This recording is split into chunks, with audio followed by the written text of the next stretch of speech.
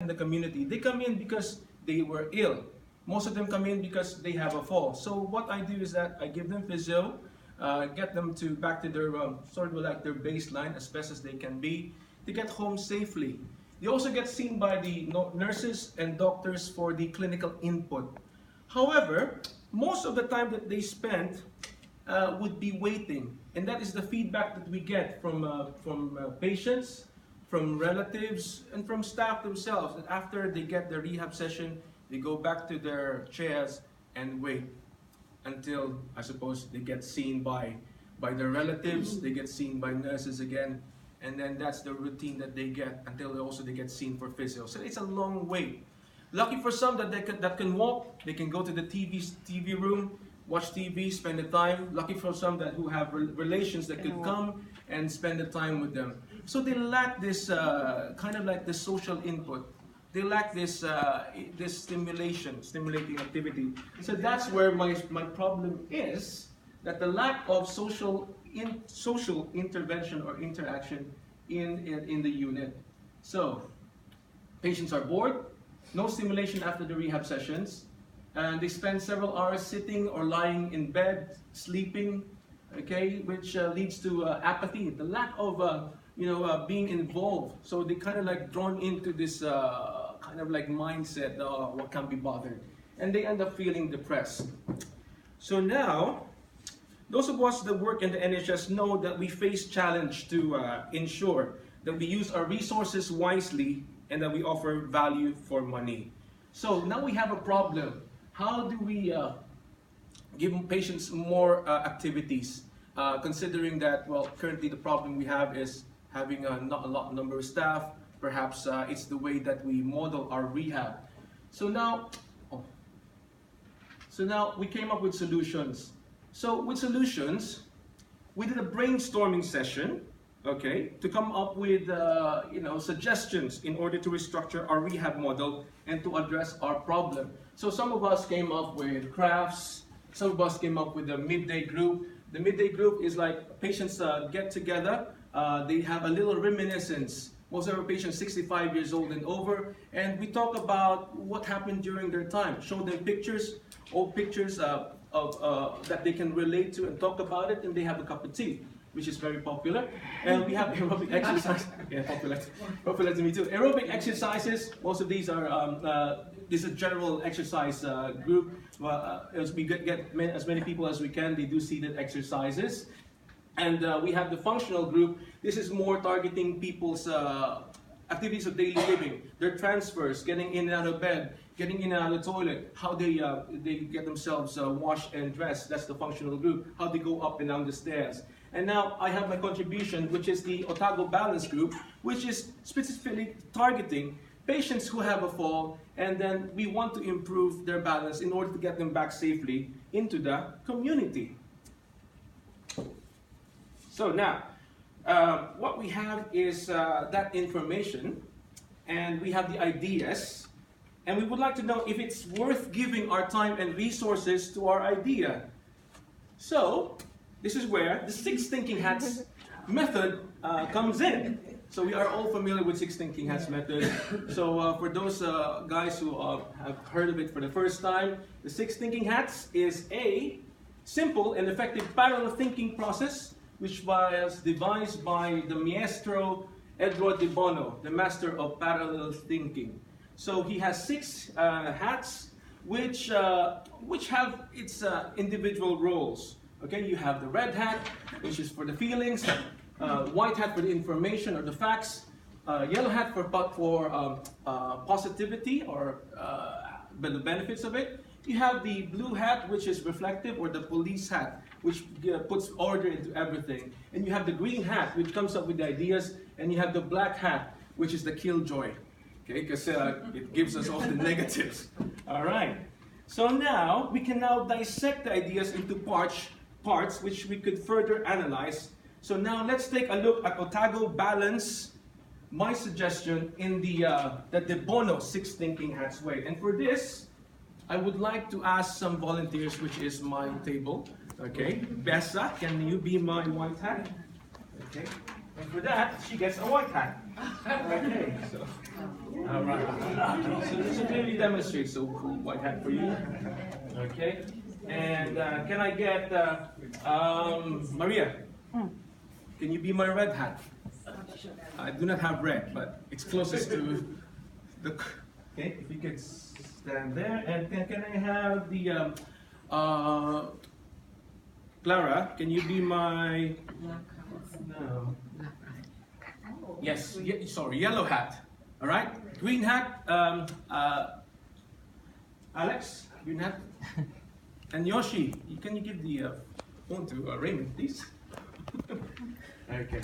Can I get you guys the sequence? Because I have like it all this, planned yeah? out. All right. So you be white hat, you're the yellow hat, you're the black hat. Okay. So the black hat, and then come over here, please. There you Yoshi, go. you've even got your face on. That's it. All right. Oh, no. Clara, just swap places, please. So this will be your little script sheet because you will be reading out you'll be reading out the facts. Okay. So the white hat gives us facts. Right. So my role, you forgot. We got 6 thinking hats, but my role is going to be the blue hat, which acts as the facilitator. Okay. So the blue hat is the policeman, or also the facilitator. There you go. That's it, the blue hat, which is the facilitator. And that's for you, white hat. Okay, that's you a little bit there to read out. That's for you, red hat. Okay. That's for you, yellow, black, and green. So now, ladies and gentlemen, presenting the bonus 6 thinking hats live. Big round of applause. So you will help me dissect if my idea, the Otago Balance Group, is worth pursuing. So now let's consult the white hat. Okay, what are the facts of the matter? So limited resources in their organization, lack of... Okay, wait a second. I think my slide is missing a bit. What I'll do is to make it clear. Sorry about that. Okay.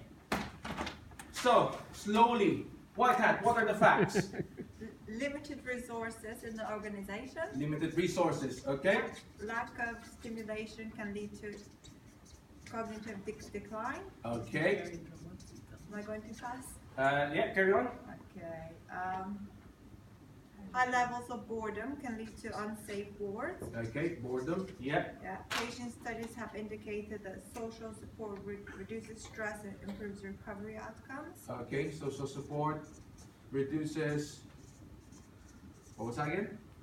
Recovery out, lack of social support, Yeah. okay? Reduces recovery outcomes, Yeah. okay? Patients and relatives have given feedback. Okay. And? The lack of activities. Uh-huh. Patients are admitted following a fall. Okay, patient falls, yeah. Yeah. Studies show group exercise is effective in fall prevention. Okay, exercises are effective in falls prevention, yeah. Yeah. What is this? Otago Mm-hmm. is an evidence-based exercise program. Okay, so Otago is evidence-based, which we Exercise program. yes, which we clinicians adhere to. We want everything that's evidence-based in order to be value for money. Okay, to have evidence-based.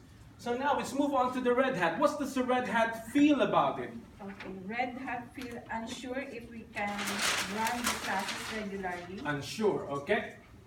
Unsure of support from staff and management. Mm-hmm, mm-hmm. Hopeful it will have a positive outcome. Yeah?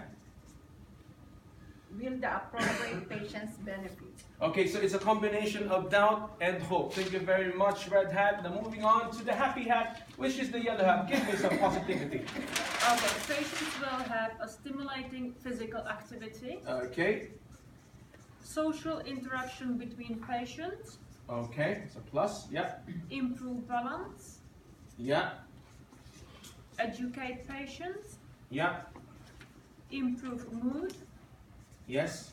and free more time for staff. So free More cup more. of tea for them. More cup of teas, more coffee break. Okay, free more time for staff to do more productive things. Okay, now let's move on to the negative. Oh my God! So this is where the black hat comes in. She's gonna give us the downside. All right, so Alright, let's so hear it. not enough staff to run the class safely, Mm-hmm. lack of support from the team, Yeah. lack of continuity, Support from team. Uh-huh. yeah, and there's no continuity. And continuity. Yeah. Staff are not trained to run the classes. Okay. There are safety issues, protocol for summoning help in case of emergency. Okay. Safety issues. Yeah. There are more patients than staff, Mm-hmm. and there is not enough resources to use. So, Okay. So not enough resources again. So we keep coming back to resources. All right. Is that clear? Yeah. So that's what the black hat has just told us. But then we have the green hat to give us a bit of hope of how we can resolve this issue. So that's the role of the green hat, to give us ideas. Okay, take it away, green hat. Get help from other staff. Get help, yeah.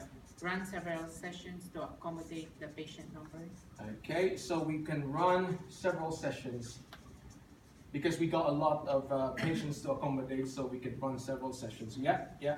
Train therapy staff to run the group. So this will address the lack of training. Yeah. Any other activities to keep it interesting. Okay, so we can always brainstorm for other activities. Okay. And then? Any other items to use. Okay, so we can have a look to see what we can be creative in using and what the existing equipment is. So existing equipment, we can use that and how we could creatively incorporate that in the sessions. Modifying the exercise. That's it. Modifying the exercises is either you can cut down the times, you can increase the repetitions, depending on the day-to-day basis. Okay, so there you have it. Let's give them a big round of applause. Stay where you are. Stay where you are. Stay where you are. So there you have it, guys. They have all given me the facts. Okay, we have now been given the facts of the situation. I think I'm losing a. Okay, but anyway, so the fact of the matter remains that the Otago exercise program has now been dissected using the De Bono method. It is highlighted the fact that it's an